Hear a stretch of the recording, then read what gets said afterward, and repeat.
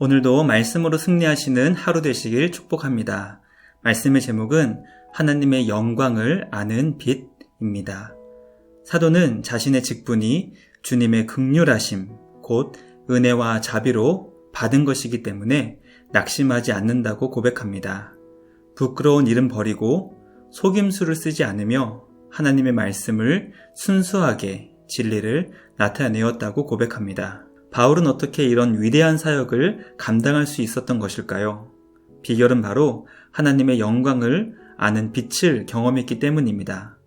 고린도후서 4장의 말씀을 통해 하나님의 영광을 아는 빛은 무엇이며 그 빛이 우리를 어떻게 변화시키는 것인지 깨닫게 되는 은혜의 시간 되길 소망합니다. 그래서 그 영광의 빛을 소망하며 그 영광의 빛 안에서 맡겨주신 직분을 잘 감당할 수 있는 착하고 충성된 우리 모두가 되길 간절히 소망합니다. 첫째, 하나님의 영광을 아는 빛은 예수 그리스도이십니다. 고린도후서 4장 6절은 하나님께서 예수 그리스도의 얼굴에 있는 하나님의 영광을 아는 빛을 우리 마음에 비추셨다고 설명합니다. 이 빛은 천지를 창조하실 때 빛이 있으라 말씀하신 하나님께서 주신 빛으로 혼돈과 공허와 흑암을 물리쳐 주신 것입니다. 하나님께서는 그 빛을 예수님을 통해 우리에게 비춰주십니다. 빛이 없으면 아무것도 보지 못하는 것처럼 예수님 안에 있지 않으면 우리는 결코 하나님의 영광의 빛을 볼 수 없습니다. 우리 마음에 하나님의 영광의 빛을 비춰주시는 예수 그리스도 안에서 오직 하나님의 영광을 경험할 수 있게 됩니다.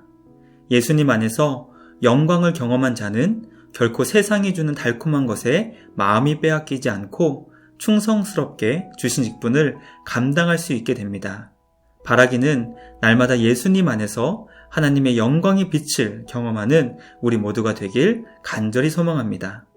둘째, 우리는 질그릇 안에서 하나님의 영광의 빛을 소유한 자입니다.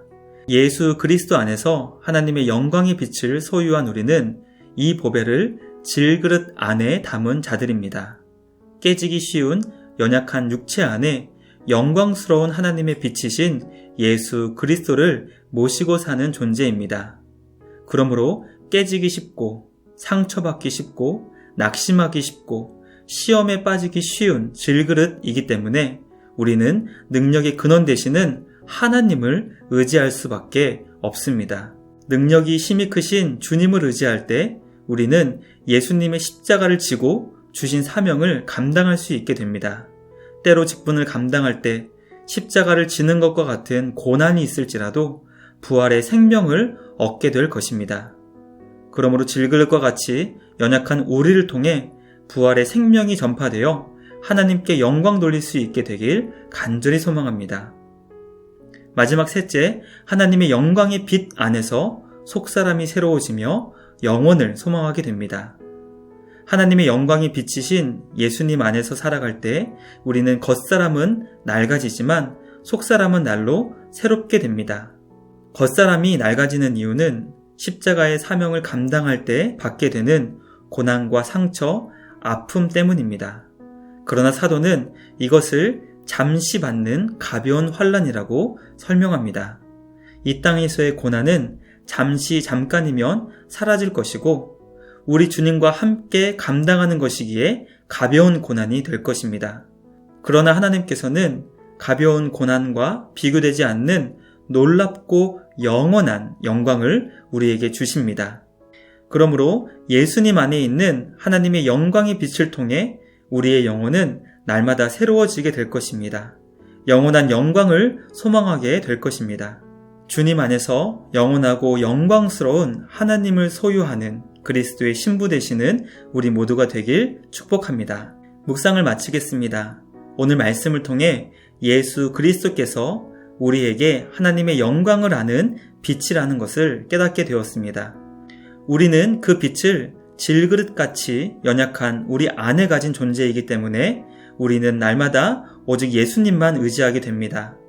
날마다 주님만 의지하며 하나님의 영광의 빛 안에서 속사람이 날마다 새로워지고 영원한 영광을 소망하는 우리 모두가 되길 주님의 이름으로 간절히 소망합니다.